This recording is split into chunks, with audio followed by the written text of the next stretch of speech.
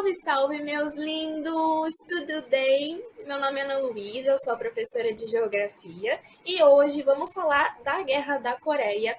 Eu não vou me estender à questão histórica, porque temos os professores de história para poder contextualizar para vocês. Eu quero mais focar na questão geopolítica que se estende até os dias atuais. Então, sem mais delongas, vamos lá. Primeiramente, pós-Segunda Guerra Mundial, a Coreia ela é dividida em duas, a Coreia do Norte e a Coreia do Sul, divisão essa que prevalece até os dias atuais.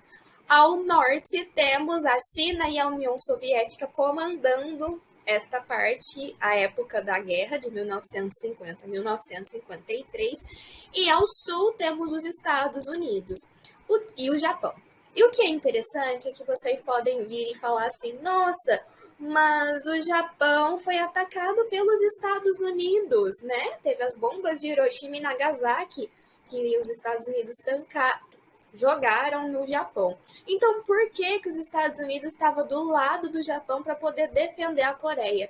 Gente, contexto da Guerra Fria, o medo norte-americano da expansão do socialismo e temendo que o próximo invadido seria o Japão, temendo que todo o seu comércio entre Japão e Estados Unidos fosse afetado, eles invadiram a Coreia da mesma forma que vão invadir o Vietnã. Agora, essa parte aqui é o fim da guerra. Em 1953, foi-se assinado um armistício que vai colocar fim ao conflito armado que dominava as Coreias, reestabelecendo o paralelo 38 como divisória. A Coreia do Norte, ela começou a invadir a Coreia do Sul e depois disso, né, em 53, vai se assinar esse armistício. Porém, veja bem, armistício, que significa que foi assinado um acordo que suspende temporariamente a guerra, uma trégua entre as duas, ou seja, 70 anos depois, 70? Enfim, 70 anos depois da guerra, depois da assinatura desse armistício, as Coreias ainda estão em guerra. Então, não teve um tratado oficial, uma paz definitiva entre as duas.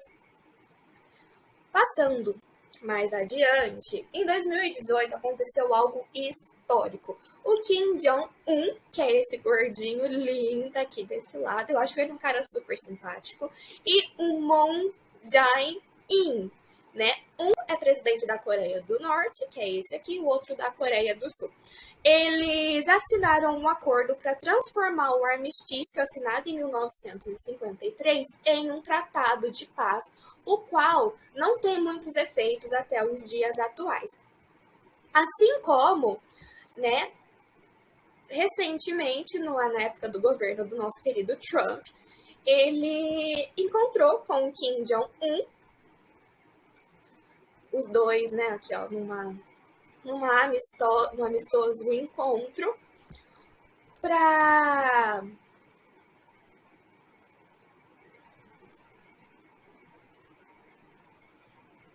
tentar chegar em algum acordo, porque até os dias atuais o Kim Jong-un ele mantém viva a morte de milhões de pessoas e essa divisão entre Coreia do Norte e Coreia do Sul, e ele culpa os Estados Unidos por ter feito por esse fato, né? Então, esse encontro foi para ter um acordo entre Estados Unidos e Coreia do Norte, o que não aconteceu. Inclusive, segundo o jornal É o País, o Trump chama Kim Jong-un de gordo e baixo depois de ser xingado de velho lunático pela Coreia do Norte. Eu achei isso maravilhoso.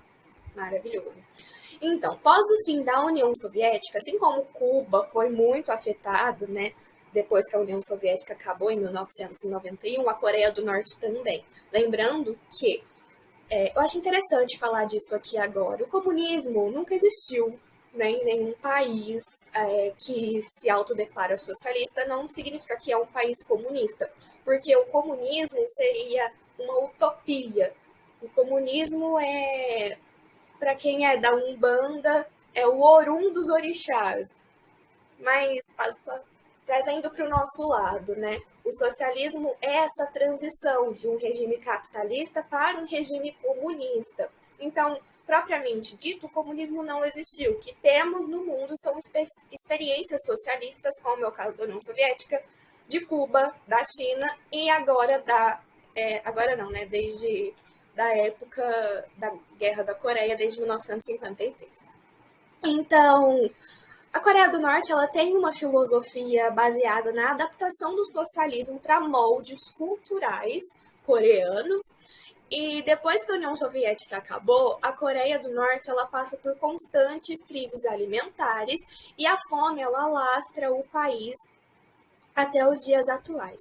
Fora isso, o medo de uma terceira guerra mundial é muito presente, né? Então, a, os Estados Unidos, assim como outras potências internacionais, eles sancionam, ou seja, eles prejudicam o desenvolvimento de armamentos nucleares e potentes. Isso para o Kim Jong-un não significa nada, porque ele continua fazendo testes nucleares, né? Como essas notícias do Globo, do G1, desculpa, que eu trouxe para vocês.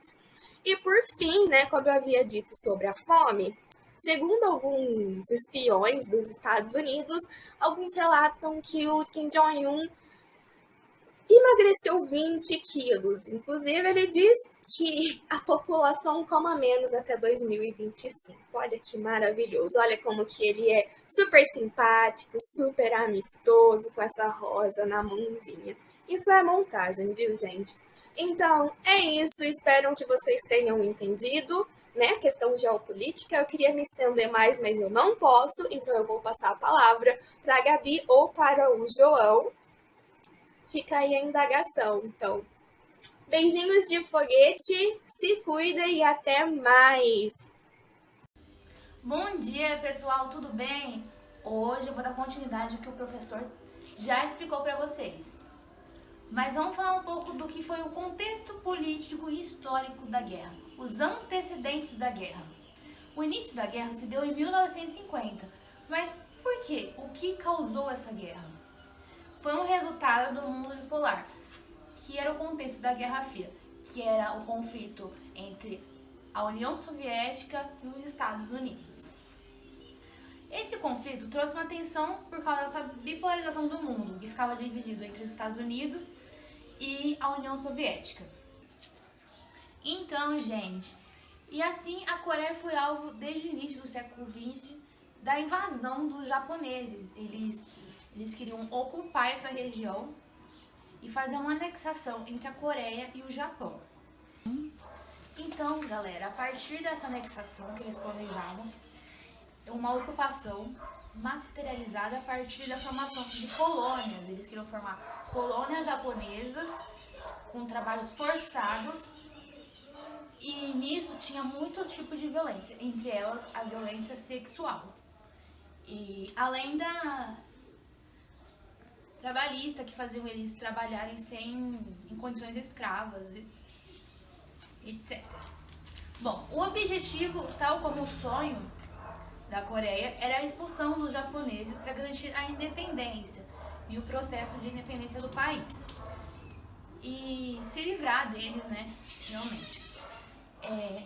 Mas o que eles não contavam naquela época é que havia, com o contexto da Guerra Fria, da URSS, e os Estados Unidos, eles planejavam a Conferência de Potsdam. O que foi a Conferência de Potsdam? Foi em julho de 1945, os americanos determinavam a divisão da península. A divisão, então, era o paralelo e o marco divisor entre a parte norte da Coreia e a parte sul da Coreia. Então, a parte norte da Coreia ficava com a União Soviética e a parte sul com os Estados Unidos. Isso foi os fatores que... Então, galera, esses são os fatores que desencadearam e antecederam o que foi a Guerra das Coreias. Agora eu vou abrir para vocês, para saber assim, vocês têm alguma questão, alguma pergunta? Professor, eu tenho uma dúvida. Pode falar. Por que eles não se juntavam em uma dupla aliança e atacavam a União Soviética e os Estados Unidos? Galera, então por quê, né? Por que não se juntavam em vez de ficar brigando entre si? Então essa questão é muito importante. Obrigada, Maria Clara, pela participação. E o que a gente pode falar disso? Que assim, eles não podiam se juntar porque eles não tinham forças para debater com a União Soviética e com os Estados Unidos, entendeu? Então não tinha como eles fazerem isso. Então eles acharam mais fácil, entre aspas mesmo, lutarem entre si, né? Para depois ver o que podia ser feito. Mas isso vai ser um papo lá na frente, aí, na próxima aula, que a gente vai falar da Guerra da Coreia e os acontecimentos e desencadeamentos dela. Então, galerinha, agora para encerrar a aula de hoje, eu trago um questionamento para a próxima aula, que é um trabalhinho de casa, né? É uma pergunta para vocês. Quais os principais eventos recentes, atuais, né, que marcaram a política interna e externa das Coreias, principalmente da Coreia do Norte? Então, assim, para a próxima aula eu quero que vocês reflitam, pensem, pesquisem esses aspectos. Então é isso, muito obrigada e até a próxima aula. Muito boa noite, eu sou o Gabriel e vou falar um pouco sobre a política externa dos Estados Unidos na Guerra da Coreia. Após a Segunda Guerra Mundial, em 1945, houve uma reconfiguração no sistema internacional, uma bipolarização, que acabaria culminando na Guerra Fria. Após esse período, os Estados Unidos abandonou ali a postura isolacionista e assumiu uma liderança, hegemônica no Ocidente capitalista. E uma das primeiras estratégias foi a criação da doutrina da contenção, doutrina da contenção, pelo então presidente Harry Truman, em 1947, isso. No início foi feito investimentos em áreas ali devastadas pela guerra, e suscetíveis à influência soviética principalmente. Contudo, a aposta era de evitar um enfrentamento direto. Por quê? Pois apostava-se assim na insustentabilidade dos regimes socialistas a médio prazo. Basicamente, a doutrina tinha como objetivo conter a expansão comunista, e a subversão por meio de alinhamento dos estados, das nações, em especial a América Latina, ao regime liberal capitalista e a cooperação para a defesa do continente americano. No início do ano de 1950, uma recomendação do CSN, que foi o Conselho de Segurança Nacional, começaria a dar os desdobramentos da doutrina da contenção, que seria, grosso modo, assim falando, a militarização da política externa, e a assunção plena pelo governo norte-americano de sua liderança mundial na corrida armamentista. Então, eu queria dar um destaque para essa singularidade na política externa dos Estados Unidos, que é o papel atribuído à sua missão assim, histórica, messiânica de promover e defender a democracia baseada na excepcionalidade de sua própria existência, de sua própria experiência, política interna. A invasão norte-coreana se baseou numa avaliação que subestimou a importância dos valores na concepção das relações internacionais dos Estados Unidos. Como as regiões estratégicas enunciadas pela doutrina da contenção não incluía a Península Coreana, era o continente americano que ela incluía, Mas, e por isso, a determinação dos Estados Unidos de intervir diretamente no conflito surpreendeu o regime norte-coreano. Da mesma forma, a própria decisão de intervir se baseou numa leitura equivocada dos Estados Unidos sobre o interesse da União Soviética na Coreia. Só que, no entanto, a então União Soviética ainda não dispunha de armas nucleares. Os soviéticos estavam, receosos assim, em se envolver diretamente em um conflito com os Estados Unidos. Quer dizer, nem mesmo o monopólio nuclear trouxe a segurança capaz de superar o idealismo estadunidense. Sendo assim, a Guerra da Coreia teria revelado os limites e a força, né, da contenção, se tornando uma área de testes. Quer dizer, e esses testes serviam para quê? Para determinar as linhas entre as duas esferas de influências globais, capitalistas e socialistas.